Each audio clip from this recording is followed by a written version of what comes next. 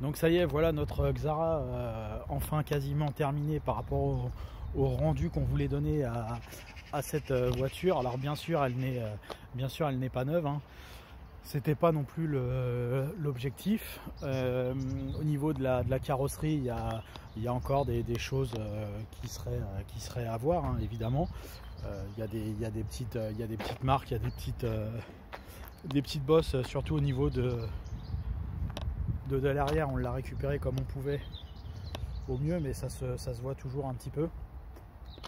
Petite déception au niveau des retouches de peinture, parce que la peinture a dû trop s'éclaircir par rapport à la peinture neuve, et du coup ça se voit un petit peu, malheureusement, et ça on peut pas trop le récupérer. Donc ça fait quelques petites marques, quelques petits impacts de retouche. Et dans l'ensemble, elle est quand même beaucoup plus présentable. L'objectif de cette vidéo, non seulement c'était de montrer que la voiture était donc quasiment terminée, à part les quelques petits détails que je viens de vous montrer, hein, comme les retouches. Voilà, ce genre de truc. Voilà, ça se voit un petit peu, malheureusement c'est comme ça. Mais c'est plus propre.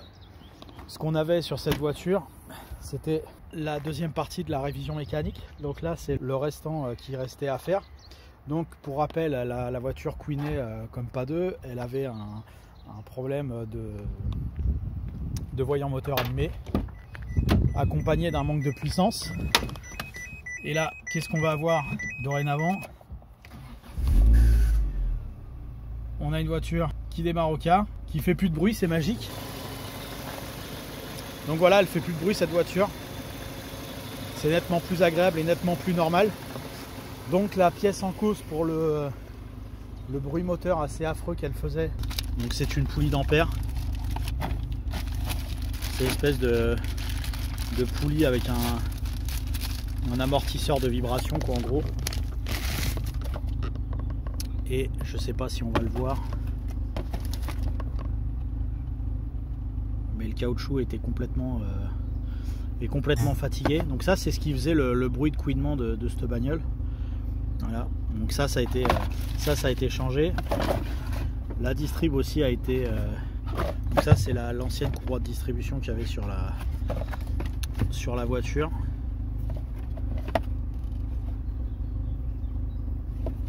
Donc il commençait à être marqué.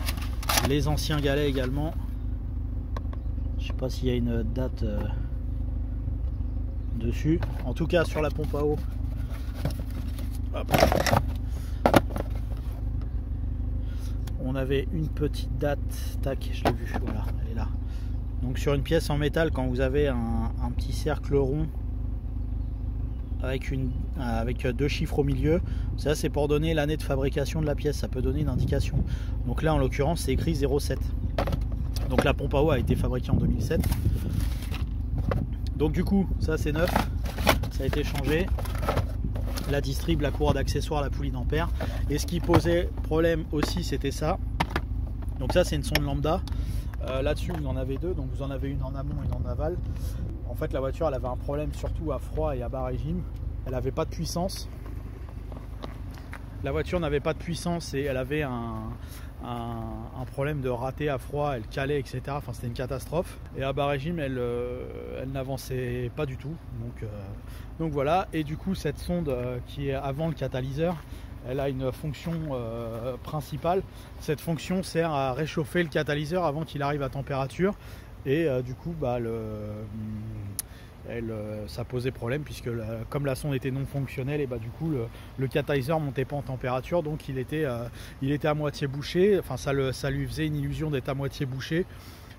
Du coup la voiture déconnait complètement à froid et le voyant moteur s'allumait puisque le moteur ne tournait pas comme il devait tourner. Et dorénavant, voilà, il n'y a plus de voyant moteur. Donc lorsque vous faites la courroie de distribution, donc vous avez la courroie et puis vous avez donc les galets que je vous ai montrés, dont ce galet là qui est un galet tendeur. En faisant la première fois la courroie, alors idéalement il faut le tensiomètre de courroie et il vous faut également les mesures de tension de courroie du constructeur en neuf pour changer la courroie de distribution. Et on a eu un petit problème quand on a fait la courroie au premier coup. La voiture se mettait à claquer très légèrement comme si les poussoirs hydrauliques étaient HS. Et comme très souvent certains pensent que les poussoirs hydrauliques sont HS sur cette voiture, parce que j'ai regardé les forums etc. et qu'en fait ils changent les poussoirs hydrauliques et puis ça change pas le bruit de la voiture, en fait c'est un problème de tension de courroie. Puisque nous, en faisant la courroie qui était donc parfaitement calée, hein, elle se cale plutôt facilement cette courroie, donc la tension de cette courroie était pas parfaite, parce que par contre il faut que la tension elle soit parfaite. Du coup la voiture elle avait un très léger claquement comme si elle avait un problème de poussoir hydraulique, sauf que c'était permanent et c'était qu'à bas régime. Là on a vérifié la tension, on a retendu un petit peu on a détendu un petit peu la courroie parce qu'elle était un peu trop tendue. Et là maintenant c'est magique, elle fait plus aucun bruit suspect.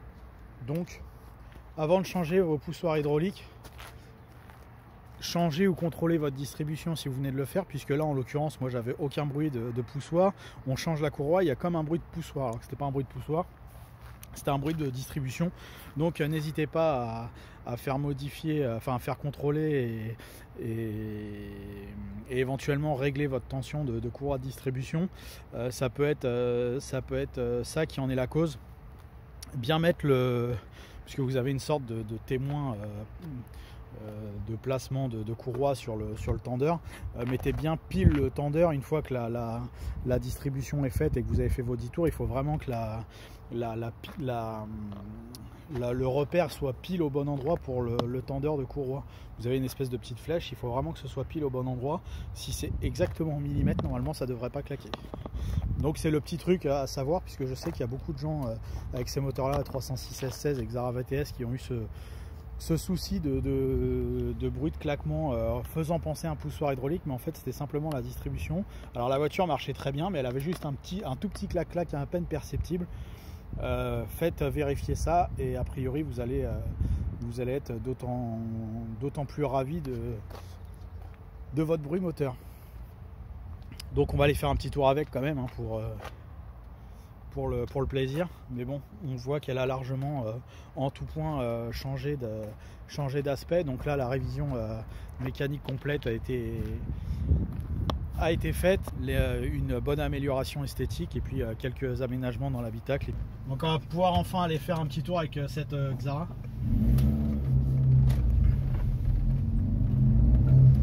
Pour ceux qui n'étaient pas au courant, c'est une VTS 2 litres 16 167 de 2001. Donc c'est la même base que la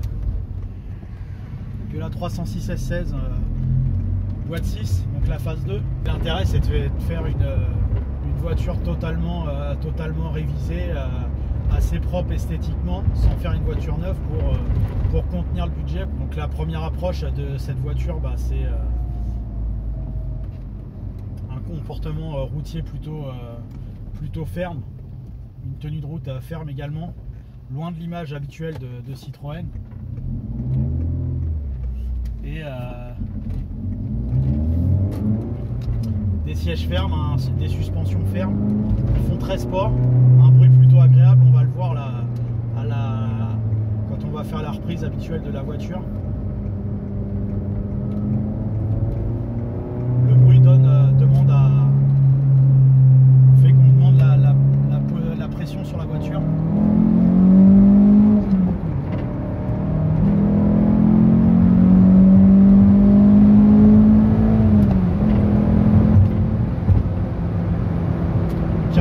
Ça pousse.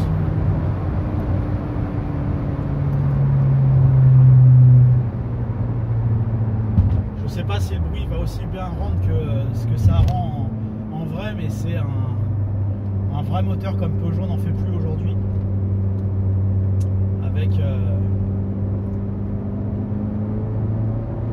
un répondant sur l'accélérateur. À peine vous appuyez, là il y a une poussée qui se fait tout de suite. Les moteurs XU étaient parfaits pour ça. Quand ils les ont remplacés pour les EW là, pourris, là, ça avait rien à voir.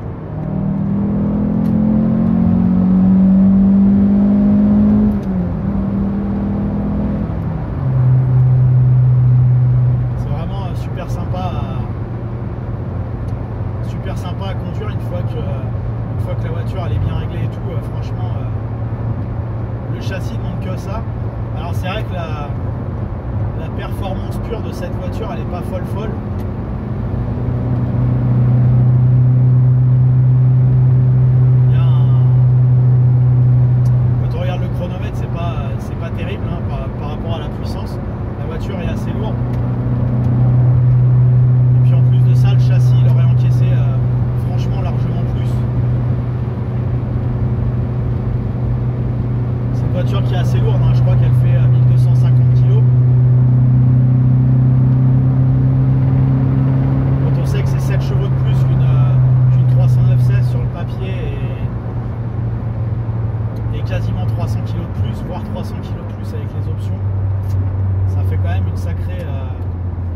vraie différence au niveau des perfs. Mais le châssis est toujours là, et le bruit aussi, et le comportement du moteur aussi.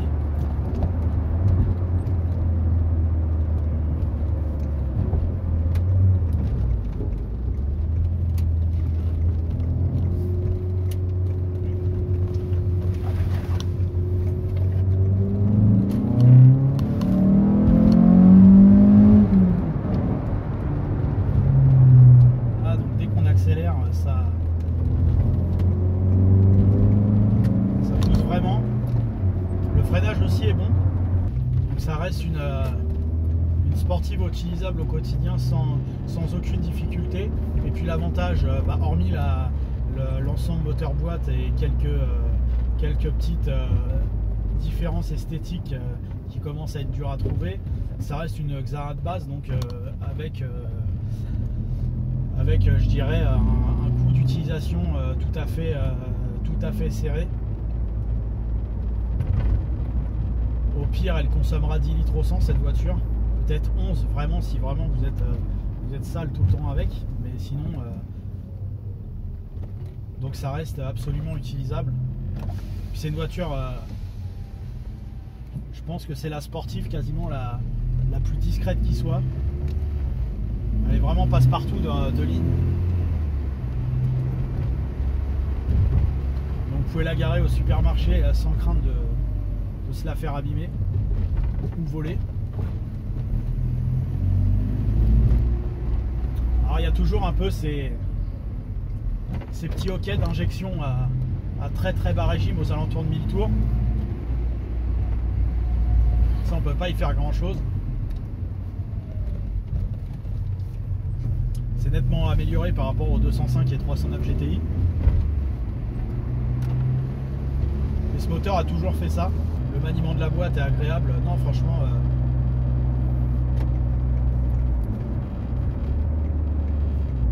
pour se faire plaisir avec une voiture du quotidien, c'est pas mal. Son terrain favori à cette voiture, c'est les départementales, les routes de campagne. Là, elle donne vraiment, puisque vous allez vous retrouver avec une voiture super agréable à conduire grâce à son châssis, et puis vous allez toujours être sur les rapports de vitesse intermédiaires, ce qu'elle préfère aussi, la 2, 3, 4, c'est vraiment drôle, surtout la 2, 3. Alors bien sûr il y a 2-3 vibrations dans l'habitacle, mais c'est pas non plus dramatique. Donc c'est une petite voiture sympa pour pouvoir l'utiliser quotidiennement.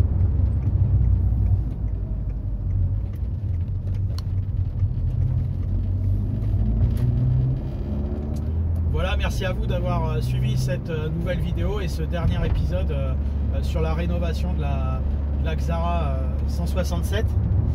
Merci encore pour votre fidélité. N'hésitez pas à vous abonner, à aimer et à commenter. Merci à vous, à bientôt.